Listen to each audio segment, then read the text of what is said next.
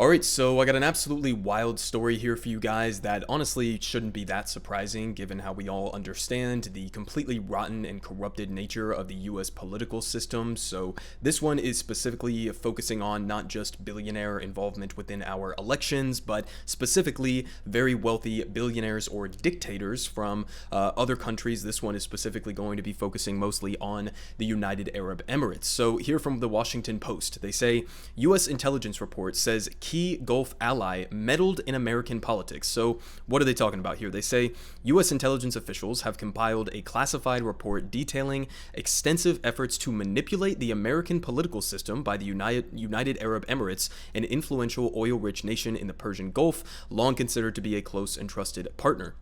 They say the activities covered in the report described by the Washington Post by three people who have read it include illegal and legal attempts to steer U.S. foreign policy in ways favorable to the Arab autocracy. It reveals the UAE's bid spanning multiple U.S. administrations to exploit the vulnerabilities in American governance, including its reliance on campaign contributions, essentially bribes, susceptibility to powerful lobbying firms, again, essentially bribes in a different form, and lax enforcement of disclosure laws intended to guard against interference by foreign governments. These people said each spoke on the condition of anonymity to discuss the classified information. So this last part really gets to me, right? Because they say, we have these lax enforcement of disclosure laws intended to safeguard against interference by foreign governments. And it's like, this is pretty much exactly the same phenomenon that goes on with things like the Stock Act, right? I mean, we've been talking about over the last couple of months the potential for Democrats to maybe do some form, even though it'll probably end up being watered down and have a bunch of loopholes, some form of a ban for lawmakers to engage in stock trading, right? Especially when it comes to legislation that could directly affect their own stock portfolios, right? But essentially, we had that response that I covered on this channel from Nancy Pelosi, the House Speaker, where she said, there's no problems here. There's no potential, implications for corruption going on here because we have the Stock Act, and everybody within Congress has to reveal and disclose which stocks they're actually buying and selling and when they're doing it and all of that. And it's just completely ridiculous because they basically put that up as a piece or a blockade for preventing this type of corruption, which has a billion loopholes that are supposed to be baked within it. It was intentional that they put all of these loopholes in. And so we end up with situations where basically no member of Congress is actually legitimately abiding by the Stock Act. And in the cases where they're actually exposed and they, are violating that act, the punishments for it are so small that it's not even remotely close to enough to actually dissuade them from doing it in the future. And so they're going to kind of talk about this down in this article a little bit more, in that even in the cases where we do have some of these safeguards or guardrails in place, it's basically not even worth it to follow along with those laws because the punishments for breaking them are basically nothing. I mean, again, with the Stock Act, it's like, the punishment financially for straight up doing insider trading is like maybe a couple $1,000s, right? Maybe it's like, I don't even know, it's like $5,000 or less than that. And meanwhile, they're actually making like, hundreds of thousands, if not millions of dollars off of the insider trading. So it's just a simple financial calculation. In this case,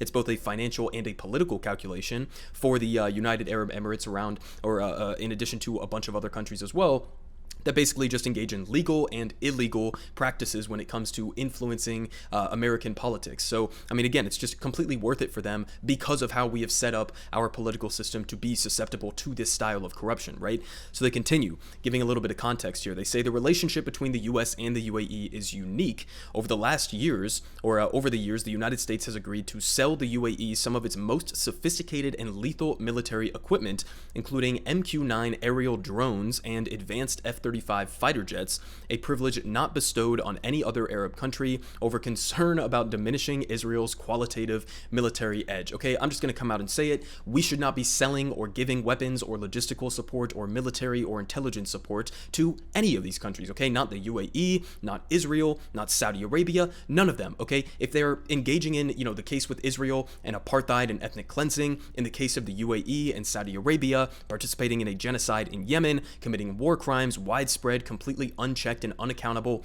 criminal behavior, as well as doing incredible amounts of suppression and, abusing their own citizens with human rights abuses within their own various countries, then don't sell them fucking weapons, okay? Especially not our most high-tech and lethal military equipment. I mean, you would think this wouldn't even need to be said, but yet This is just a fundamental part of the U.S. political system and the military-industrial complex as well. I mean, the idea that like these are some of our closest allies, right? And this is a hilarious, a pushback against some of the narratives that you hear about, people who will come out and say, oh, well, we have to be allies with Israel to the extent that we are. We have to provide them all of this military support, etc., because they are the only democracy in the Middle East. Well, it's like, first of all, an apartheid is not a democracy by definition, so get that out of the way. They are not actually a democracy, right? But on top of that, you're comparing them to what? Other Middle Eastern countries like Saudi Arabia and the UAE, for example, countries that we are propping up their authoritarian, anti-democratic systems. I mean, it's just hilarious when people bring that, talking point up. Oh, Israel's the only democracy in the Middle East. Well, we are literally allies with and selling weapons to some of these other dictatorships that are incredibly brutal. So it's like,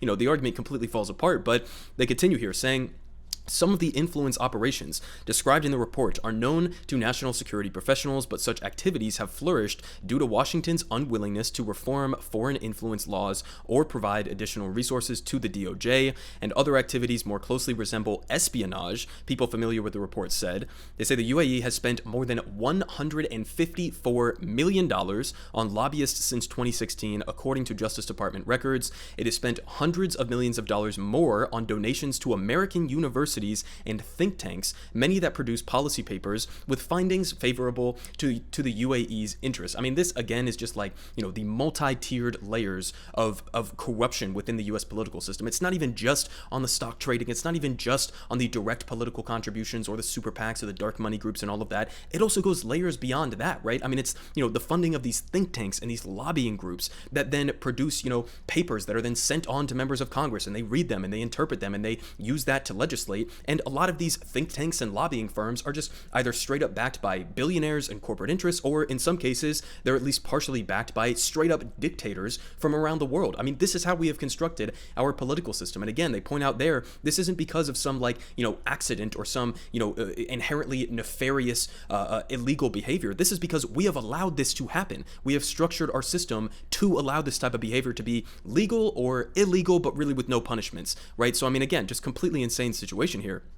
They say that there is no prohibition in the United States on lobbyists donating money to political campaigns. One U.S. lawmaker who read the intelligence report told the Post that it illustrates how American democracy is being distorted by foreign money, saying it should serve as a wake-up call. But again, we're not just being distorted by foreign money, we are also being distorted by domestic billionaire and corporate money. This is how our entire political system operates, as pointed out here by Robert Reich. Billionaire midterm spending. Back in 2010, it was only $32 million, which is in and of itself obviously already too much. But now fast forward to 12 years later in the 2022 midterm elections that we just wrapped up, $811 million and counting. Okay, nearly $1 billion just on these midterm elections from the billionaire class. Okay, so this doesn't even include other, maybe corporate involved donations and lobbying firms and think tanks, or, millionaires and close to billionaires, right? This is just billionaires, the top 0.00 or 0.0001% of this country in terms of their wealth. And this is how much power they have. I mean, I don't know about you guys, but I don't have $811 million or $1 million or even, a couple $1,000s to throw at some political candidate that I like, right? So, I mean, this is who ends up winning in our elections, right? The candidate who raises the most money from the billionaire class, from corporate America, from foreign dictatorships, they're usually going to end up winning, right? I mean, this is one of the most corrupt, brazenly corrupt political systems you could possibly design, right? I mean, again, we talk about this notion of democracy in this country, right? We do somewhat still have the facade of democracy, you could say, in the fact that we have elections and the winner of that election gets to take that position in power, right? We have the facade of democracy, the pretend democracy, but at a ground level, if your entire political system is relying on corporate donations and donations from the billionaire class and foreign governments, then that's not a democracy, right? You are not actually representing the will of the people. And I go back to that Princeton study from, I think, 2014, 2015-ish, where they actually tracked with the data what the views of the American people on policy for the bottom 90% of the country are, and then contrast that to what legislation actually gets passed. And then they also compared the interests of corporate America, the billionaire class, what they want to get passed through legislation, and then compared that with what actually ends up getting passed. And basically the results showed that there is essentially almost no correlation whatsoever between what the bottom 90% of this country wants, working class average Americans, and what gets passed. And there's almost a 1-to-1 correlation between what the billionaire class and corporate America wants and what what ends up getting passed. That's an oligarchy. That's not a democracy, right? So again, I go back to the same talking point that I always use in instances like this. If you want to have a sustainable political democracy in the long run, you cannot have that without expanding it in the economic realm. Okay, that's part of the reason why I self-identify as a socialist, because you have to understand, capitalism in this country is not just deteriorating just purely within the economic realm, and the exportation of our manufacturing jobs overseas and all of the decimation that came along with that, and skyrocketing inequality in the private sector and all of that, but it also ends up inevitably infiltrating its way into our political system to the point where now we again essentially just have rule by corporate America, not rule by the American people, right? They continue here, saying that the U.S. government's muted public response follows President Biden's impassioned pitch to midterm election voters last week that American democracy is under threat from powerful interests and needs concerted safeguarding. He said, with democracy on the ballot, we have to remember these first principles. Democracy means rule of the people, not rule of the monarchs or the moneyed, but the rule of the people, Biden said during his speech in Washington. Again, coming from the same guy who previously said when he was running and was giving a speech to his campaign contributors who are obviously largely wealthy of the millionaire and billionaire class, he said nothing would fundamentally change if he's elected, right? So this same guy is now turning around and pretending as if he gives a single solitary shit about protecting democracy. Again, they care about protecting the facade of democracy, but not what actual democracy would be. Again, if you are a candidate who is accepting bribes from corporate America, from the military-industrial complex, from the billionaire class, you don't believe in democracy, okay? You're not operating on behalf of average working class people, okay? That's how this fucking works. And again, I go back to that same, that same fundamental reality in terms of how we are spiraling towards fascism so quickly in this country. It's like, if you want to use the definition that was come up with, or that the father of fascism, essentially Benito Mussolini, came up with to define what fascism is, and this also tracks with what FDR said about fascism as well, damn near 100 years ago. It's the merger of corporate power and the state. That is how you inevitably spiral into a full-blown, more like, a Hitlerist style, a government operated on behalf of corporations, right? This is what it is, right? So, again, you're talking about protecting democracy. Democrats seem to think that protecting democracy just means not electing outright fascists, right? That's not what protecting democracy means. Protecting democracy means, first and foremost, getting big money out of politics, right? And obviously that would include countries like the UAE or Saudi Arabia or Israel or Taiwan or whatever other country is spending money within our political system. But it also means obviously getting out the money from the billionaire class, right? That's how you would actually protect and expand democracy, by expanding it into the economic realm as well as the political realm. But they continue here, saying one of the more brazen exploits, okay, getting a little bit more into the specifics of what was actually going on here with the UAE. They say one of the more brazen exploits involved the hiring of 3 former U.S. intelligence and military officials to help the UAE surveil dissidents, politicians, journalists, and other companies. Okay, I don't even understand how this isn't considered treason at this point, right? You're talking about 3 former U.S. intelligence and military officials who are helping this incredibly brutal and repressive UAE dictatorship to surveil dissidents, politicians, journalists, and U.S. companies. This is what we're allowing to go on. It's completely fucking insane. They say in public legal filings, U.S. prosecutors said the men helped the UAE break into computers in the United States and other countries. And last year, all 3 admitted in court to providing sophisticated hacking technology to the UAE, agreeing to surrender their security clearances and pay about $1.7 million to resolve the criminal charges. And the Justice Department touted the settlement as a first-of-its-kind resolution. Okay, so what? They just had to pay $1.7 million and give up their security clearances for straight up helping a dictatorship surveil journalists and politicians, and who knows what the fuck they ended up doing with those people, right? They could be imprisoned, they could have been killed. Helping a brutal dictatorship surveil dissidents, politicians, journalists, and U.S. companies, and the punishment for that, again, similar to the punishments for the stock ban, right? $1.7 million.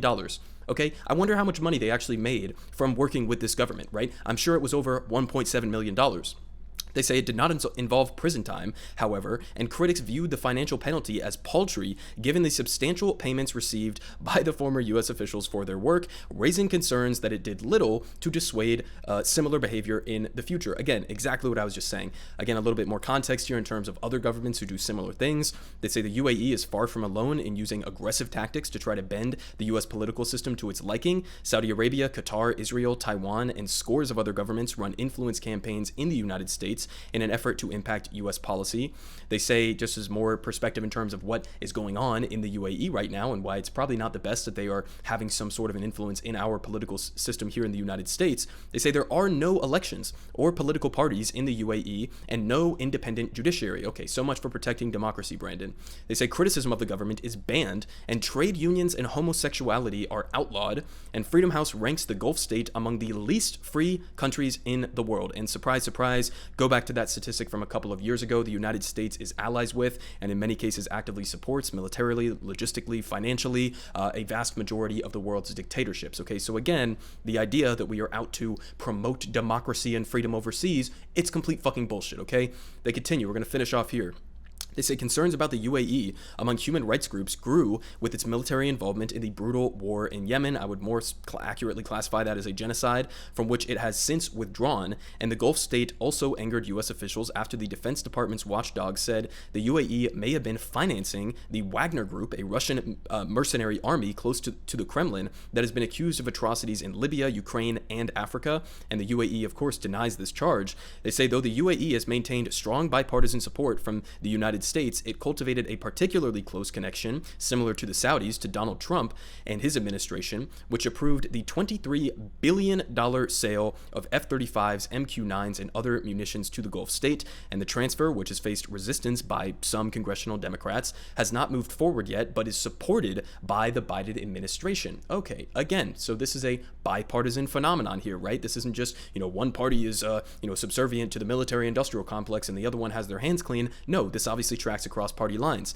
And they finish here saying last month, and this is just an additional revelation which I also covered on this channel a couple months ago, they say this, or last month, the Post revealed that the UAE's extensive courtship of retired high-ranking U.S. military personnel. The investigation showed that over the past 7 years, 280 retired U.S. service members have worked as military contractors and consultants for the UAE, far more than any other country, and that the advisory jobs pay handsomely. Okay, 280 former U.S. service members have worked for this government. Okay, 280. So this isn't just like maybe a couple bad actors or something here and there. No, this is something that is just like the revolving door of the military-industrial complex, right? I mean, think about this, right? Again, the fundamental problem here is that we don't have publicly financed elections, right? We shouldn't have corporations, billionaires, foreign governments, dictatorships, whoever you want to talk about. They should not be having sway over our politicians if we are to live in a democracy. Okay, so that's step number one. If you were actually serious about protecting democracy, you would move forward with legislation to not only ban the,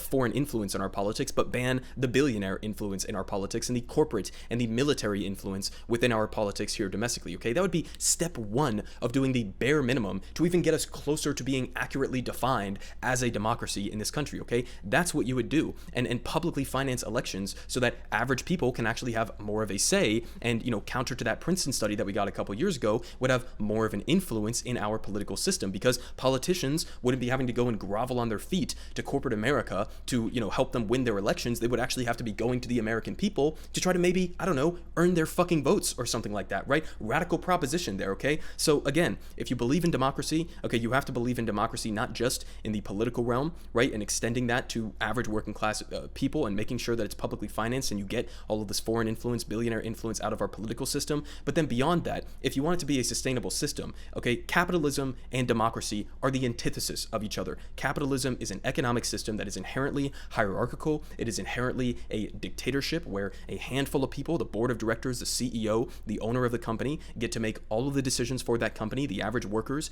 who are actually providing the value for that company via their labor, they have absolutely no say whatsoever, no democratic check on that authoritarian corporate power, and that's what capitalism is. Okay, so if you want to expand democracy, right, after achieving the first step within the political realm, you have to then go and do that in the economic realm, because it's not just about the distribution of power within elections, okay, it's about the distribution of power within our broader society. Do we actually want to have one where, average working class people have a say, not just in, every couple of years during their elections, but also have a say in their day-to-day lives and what actually, accounts for a vast majority of their waking life in their workplace, and have a democratic say in their workplace, at their jobs, within the American economy, right? Is that the society we want to have, or do we want to just continue having a completely rotten and corrupted oligarchical political system and an economy where literally a handful of people have more wealth than the bottom half of the country?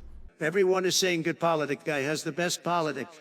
Believe me, no one does it like him.